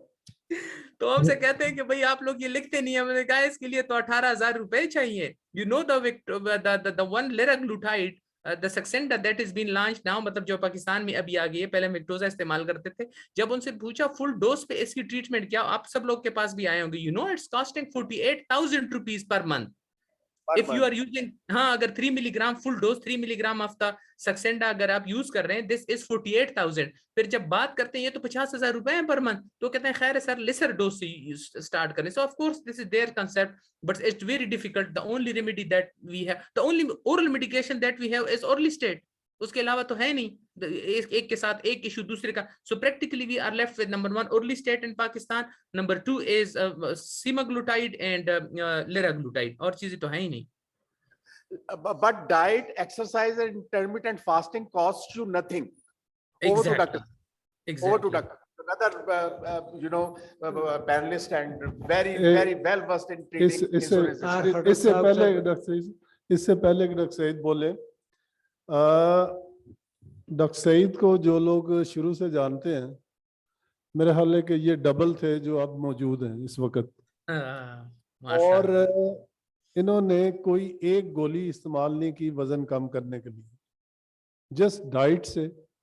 और देखें, हमारे यहाँ असल में प्रॉब्लम यह है कि हम अपनी जुबान का जो जायका है ना, उसको ख़त्म नहीं करना चाहते, और चाहते हैं कि रात को, इवन जो आपके पास लेडीज़ पेशेंट आती हैं, बहुत मोटी होंगी, पॉलीसिस्टिक ओवेरियन, बाल निकले होंगे, वो कहेंगे डॉक्टर साहब कोई एक गोली दे दें जिससे हम रात को सो के सुबह उठें, और ऐसे वो जो इश्तिहारों में लड़की होती है ना, उस तरह की स्लिम एंड स्मार्ट हो जाए। तो ये मेरा ख्याल है कि इसका आंसर जो है ना आपको डॉक्टर सईद साहब। Dr. Saeed Saab, over to Dr. Saeed, who has implemented all the science on himself, and results are quite evident. बिस्मिल्लाहिर्रहमानिर्रहीम। Thank you very much for compliments. Basically ये ना जो चीज़ शुरू होती है ना, जो सर ने, ताहिर खटक साहब ने की है, ये सबसे पहले ये साइकोलॉजिकल इवेंट है कि आप डिटर्मिनेशन आप में आए कि आपने ये काम करना है, उसके बगैर बिल्कुल नहीं आती। जब ये कर लेते हैं तो फिर आगे उसके रास्ते हैं मुख्तलिफ कि कैसे आपने करना है। जो मैडम का क्वेश्चन था वो अजीज साहब की प्रेजेंटेशन थी, उसमें बड़ा उन्होंने एलेबरेट किया था इस चीज़ को कि एंड्रोजन लेवल जो है वो डिस्टर्ब करती है जो इंसुलिन रेजिस्टेंट है, इसी तरह टेस्टोस्टेरोन, और इनका आपस में बड़ा चोली दामन का साथ है। अगर आप ये दोनों चीज़ देख लें तो वहीं से कैंसर भी डेवलप होता है, पॉलीसिस्टिक, तो वहीं से ये चीज़ होती है जो आप, ये अजीज साहब ने उस दिन बड़े डिटेल में बताया था। जो डाइट के बारे में मेन चीज़ वो है कि अगर आपने अपना डिटर्मिनेशन है सबसे पहले, उसके बाद कार्ब कटिंग है, और उसके बाद फाइबर इनटेक एम्पलियर, और तीसरे नंबर पे जो है ना वो चीज़ें आती हैं fat and protein. Fat and protein का रोल जो है ना वो मेजर रोल है उसमें। मुख्तलिफ इसमें जो है इंडियंस जो हैं साइंटिस्ट वो डिफरेंट इसकी देते हैं कि जिस तरह अभी ये आमिर ने भी पूछा था क्वेश्चन, आमिर सईद ने, कि क्या आपकी फास्टिंग जो है वो ब्रेक हो जाएगी छोटे से, तो कुछ लोग कहते हैं 10 कैलोरीज तक हो जाए। अभी जवेद अकरम साहब ने भी ये इंटरमिटेंट फास्टिंग की है, पिछले वो 4-5 साल से कर रहे हैं, तो मेरी भी उनसे डिस्कशन हुई थी, तो वो कहता था 50 कैलोरीज तक कुछ नहीं होता। तो ये है, लेकिन जो एक्चुअल सूरत है, शुरू में अगर पेशेंट ओबीस है तो उसको अवॉइड करना चाहिए कि 0 कैलोरी की, जिस तरह ताहिर साहब ने भी कहा है कि 0 कैलोरी तक आना चाहिए। अच्छा, दूसरी चीज़ इसमें आती है कि कार्ब कटिंग जो है वो 0 होती ही नहीं है और करनी भी नहीं चाहिए, क्योंकि कार्ब में 2 ऐसी चीज़ें हैं जो ताहिर साहब ने ही हमें पढ़ाई हुई हैं कि वो हमारे गट के लिए बड़े ज़रूरी हैं, वो चीज़ फाइबर्स जो है। तो वो अगर आप फ़र्ज़ करें आप जो सफ़ेद चने खाते हैं तो उसमें बेशुमार, उसमें आधा तकरीबन कार्बोहाइड्रेट है। इसी तरह किडनी बीन्स हैं रेड कलर के, उसमें भी कार्बोहाइड्रेट है। ये वो कार्बोहाइड्रेट हैं जिनको हम हेल्दी कहते हैं, जो जल्दी जो है वो ऑब्जॉर्ब नहीं होते गट में, और एकदम वो इंसुलिन की जो है स्पाइक वो नहीं आती इसमें। तो इसमें कोई हार्म नहीं है, ये आप खाएं, बल्कि ये इसमें हाई प्रोटीन्स हैं और प्रोटीन का एलिमेंट इसमें बहुत अच्छा है, ये इस्तेमाल करना चाहिए। और मैंने जो किया है वो उसमें ये था कि मैंने शुरू में 12 बजे से 8 बजे तक का किया, दोपहर को मैंने जो स्किप कर दिया अपना ब्रेकफास्ट। तो 12 बजे मैंने ना 300 ग्राम्स जो है ना वेजिटेबल, कोई भी 8-9 जो है वेजिटेबल्स हैं जो कि कच्ची भी खाई जा सकती हैं, जिस तरह खीरा है, टमाटर है, शिमला मिर्च है, सफ़ेद पत्ते हैं उसके, बंद गोभी है, चुकंदर है, मूली है, गाजर है, ये इस तरह की बेशुमार चीज़ें हैं जो आप कह रहे हैं। तो उसमें 300 ग्राम्स आप ले लें। तो अगर आप कच्चे खा सकते हैं, ऊपर कुछ चाट मसाला अच्छा सा डाल के तो वो खा लें। अगर नहीं खा सकते तो 1 चम्मच ऑलिव ऑयल लें, उस सारी सब्जी को उसमें डालें और उसको स्टीम करें 5 से 6 मिनट तक, ज़्यादा नहीं। और उसके अंदर ही 2 अंडे विद यॉक, पूरे अंडा उसमें डालें, और वो आपका जो है ना वो फर्स्ट मील है डे का, उसको आप लंच कह लें, वो कर लें। उसके बाद आफ्टरनून में 3-4 बजे आप 1 कप चाय पिएं और 15-16 जो है ना एलमंड्स वो खाएं आप। और शाम को 1 चिकन का पीस लें, साथ कोई भी सैलड ले लें या सब्जी में पका लें उसको। तो अगर आप इसकी रूटीन इस तरह सेट हो जाती है, ये मैंने आमर से पे भी तजर्बा कर रहा हूँ आजकल तो इसका बड़ा एक्सीलेंट रिजल्ट आता है। कोई स्पाइक नहीं आती है आपकी इंसुलिन की, कोई आपको अर्ज नहीं होती, कोई भूख नहीं लगती। पानी जो है इसमें एम्पल पिए। दरमियान में अगर आपको क्रेव होती है तो क्रेव जो होती है उसको समझते हैं कि शायद लाइपोलाइसिस, ऐसा नहीं है। क्रेव होती है जब पेटो में लिवर में ग्लूकोन्यूजेनेसिस शुरू होती है, तो वो होती है। और जो इसका टाइम 16 घंटे रखा हुआ है, उसकी शायद एक वजह ये भी है कि 12 घंटे के बाद लाइपोलाइसिस शुरू हो जाता है। वो 16 और 18 घंटे के ऊपर वो एक्सट्रीम पे जाता है और 24 घंटे पे ऊपर वो फुल अपनी उसमें होता है। तो इसलिए कुछ लोग कहते हैं कि 24 आवर करनी चाहिए, कुछ लोग इसमें से भी बेहतर है। Sir excellent presentation. और जो जैसे ये बात हुई है, इसमें एक जिमनी क्वेश्चन है सर कि इंटरमिटेंट फास्टिंग हम जैसे कह रहे हैं और कायल हो गए हैं कि इसका बड़ा फर्क है और बहुत इफेक्ट है, लेकिन जो कॉग्निटिव फंक्शंस हैं उनके लिए हमें ग्लूकोज चाहिए। तो हम जीरो कार्ब तो जाहिर है नहीं कर रहे हैं, लेकिन जो कॉग्निटिव फंक्शन है, जैसे हम देखते भी हैं जब हम माशाल्लाह रमजान के रोजे रखते हैं तो असर के बाद फिर पढ़ाई को दिल नहीं करता। ताहिर साहब तो ने ये सारी अपनी जिंदगी इसी पे गुजार दी है, यही चीज समझाते हैं। ये एक इतना शानदार क्वेश्चन है। हाँ। I would call it question of the evening and I will rather give you answer, लेकिन सही साहब पहले बता। देखो, डेली रूटीन के लिए आपको जो चाहिए ना शुगर, वो 1 चम्मच के बराबर है।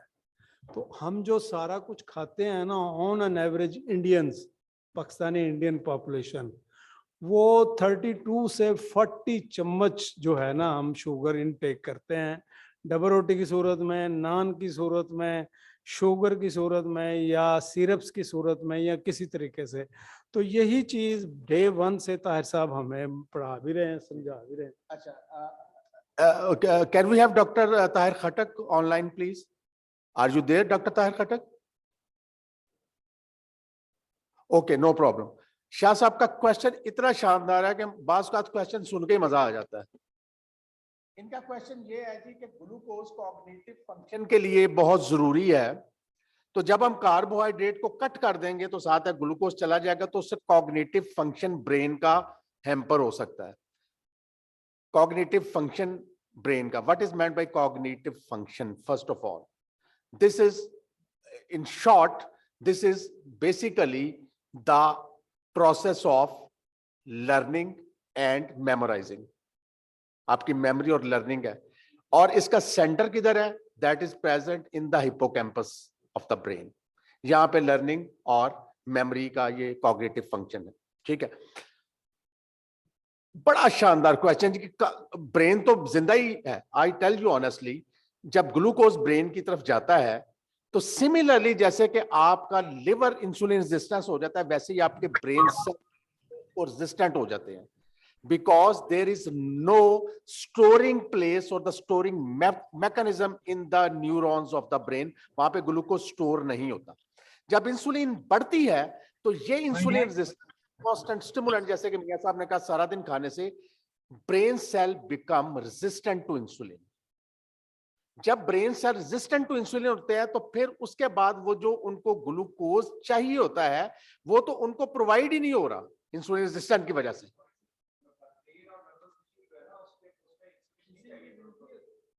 किसके लिए नहीं चाहिए, लेकिन इंसुलिन रेजिस्टेंस की वजह से ग्लूकोज वहां पे ब्रेन सेल्स में नहीं जा रहा ना। सुन लीजिए, मैं आपकी बात समझ गया, आप जो कहना चाह रहे हैं इंसुलिन को ब्रेन में जाने की लिए, ब्रेन में ग्लूकोज के जाने के लिए इंसुलिन रिक्वायर्ड नहीं है, लेकिन जब इंसुलिन रेजिस्टेंस डेवलप हो जाती है ऑल अक्रॉस द बॉडी तो फिर ग्लूकोज ब्रेन सेल्स तक नहीं पहुंचता। अब मैं इसका जवाब देता हूँ। मुझे आप से मेरी दोनों, खासतौर पर कुरैशी साहब से ये है कि सर हम बड़े कमजोर दिल के लोग हैं, सड़ते सॉल्ट ना करया करो, साड़ी वाले गल सुन लिया करो, है बड़ी मेहरबानी। अच्छा, अब ये है कि जब आप कार्बोहाइड्रेट, पहले तो मैं सवाल का जवाब दे दूं कि कॉग्निटिव फंक्शन, फिर उसके बाद इस बहस में पढ़ेंगे कि ग्लूकोज जाता है कि नहीं। जब आप कार्बोहाइड्रेट को कट कर देते हैं और फैट के ऊपर आप रिलाई कर रहे हैं तो अब आपकी बॉडी में कौन सा फ्यूल आएगा? कीटोन्स। Very good. और कीटोन्स 3 आएंगी आपकी बॉडी में, बीटा हाइड्रोक्सी ब्यूटीरेट जो कि 78% है, कॉग्निटिव फंक्शन के लिए चाहिए होती है। उसके बाद आएगा एसीटो एसिटिक एसिड जो कि 18% प्रोड्यूस होता है, और फिर आएगा 2% acetone. When the brain has an equal chance to consume glucose and ketones, brain loves to eat ketones. Brain always loves to take energy from ketones rather than the glucose. Number 1, ये तो normal human physiology है। जब ketones, जब वो glucose पे rely ही नहीं कर रहा और कीटोन्स पे रिलाई कर रहा है, तो ketones are far better in restoring the cognitive function. इसीलिए ये कहते हैं कि अल्जाइमर और डिमेंशिया के पेशेंट्स को अगर आप फाका करवाना शुरू कर दें या फैट और प्रोटीन डाइट के ऊपर ले आए तो उसका डिमेंशिया रिग्रेस करता है, डाउन रेगुलेट होता है।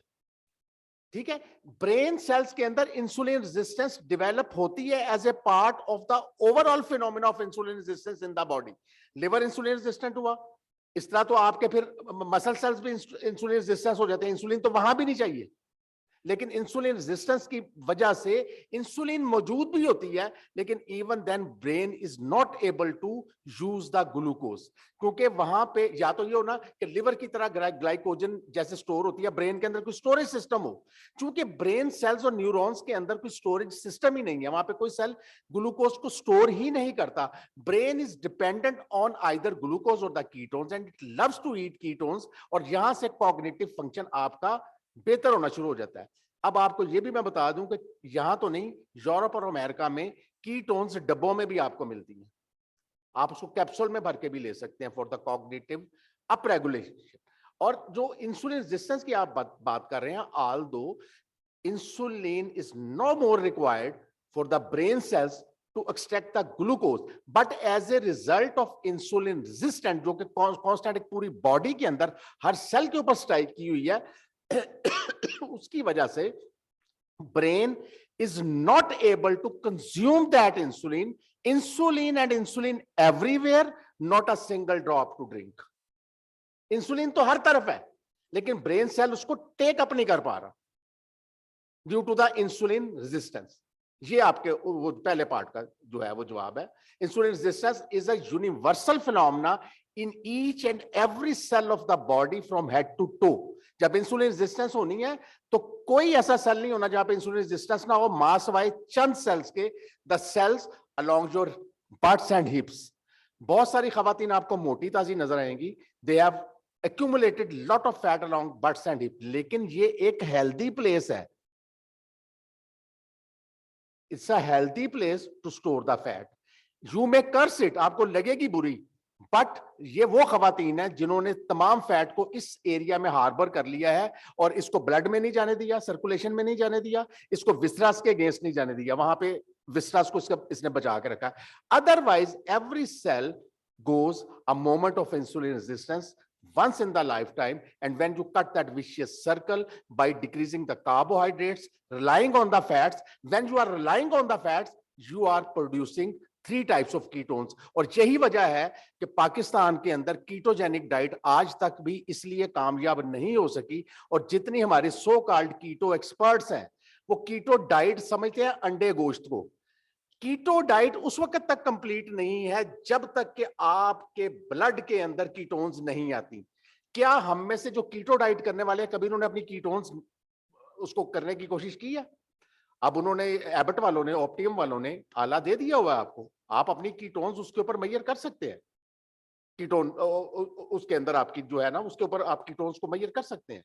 लेकिन सवाल ये है कि जब हम अपनी कीटोन्स को मेजर ही नहीं करेंगे और सब अंडे और उसके ऊपर फैट के ऊपर रिलाई करते रहेंगे, तो आप खुद सोचिए हमें कैसे पता चलेगा कि हम कीटोसिस में गए हैं कि नहीं गए। अगर हम कीटोसिस में नहीं गए, 3 तरह की हमने कीटोन्स नहीं बनाई, तो कीटोसिस का 0% इफेक्ट होगा आपकी बॉडी। जी मियां साहब।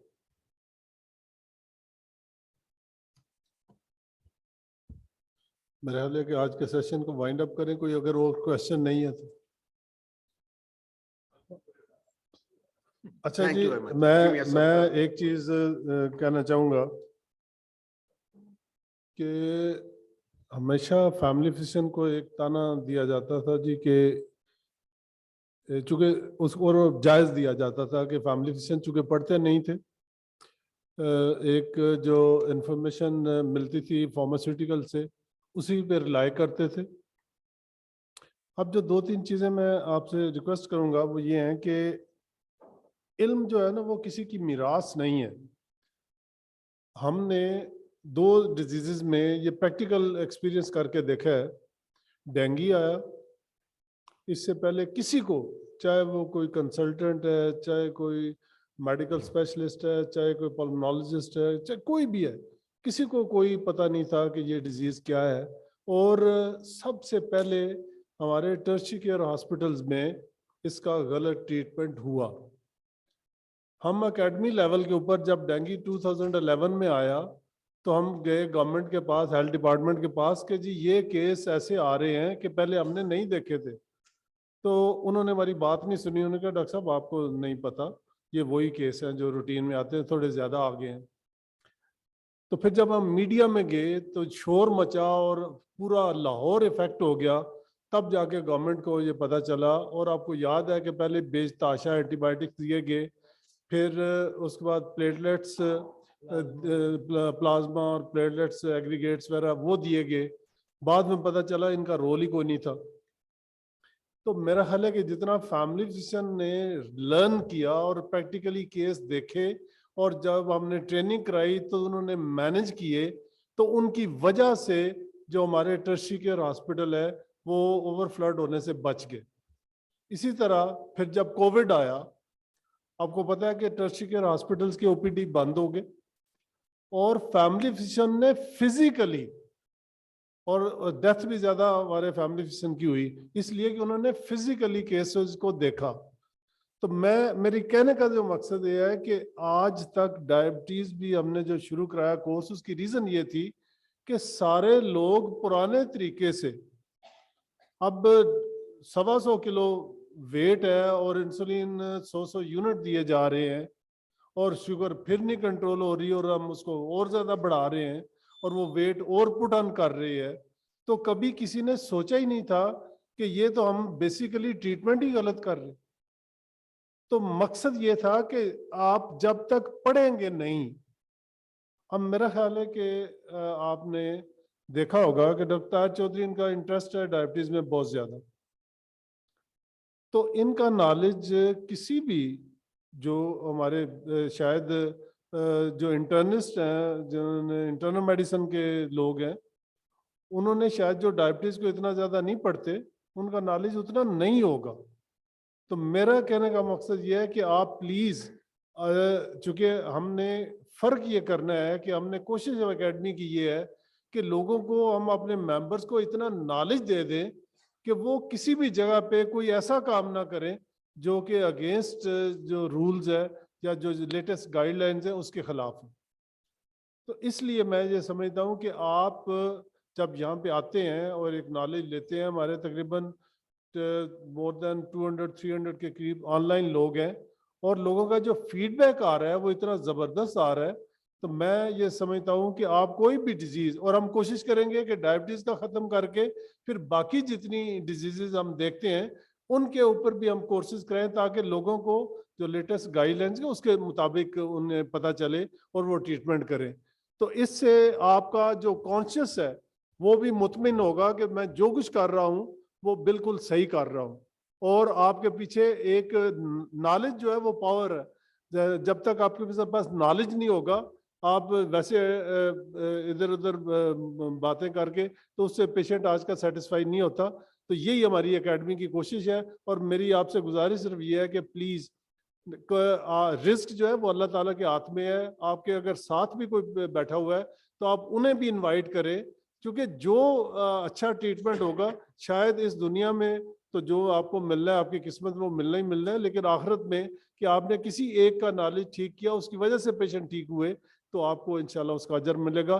Thank you so much. आपका भी मैं गेट्स फार्मा का इंतहाई मशकूर हूँ कि ये पूरा हमारा जो सेशन है 6 महीने का, ये गेट्स उसको स्पॉन्सर कर रहे हैं और इतने अच्छे तरीके से हमारा साथ दे रहे हैं, और पूरे मुल्क से इन्होंने मुख्तलिफ, आज के जो प्रेजेंटर थे आप मेरा ख्याल एंजॉय किया होगा आपने, तो इसी तरह के हमने कराची से भी, इंटीरियर सिंध से भी, बाकी भी मुल्क के हिस्सों से, अगले जो हमारे हैं उसमें लाहौर के अलावा बाहर के भी लोग शामिल हैं।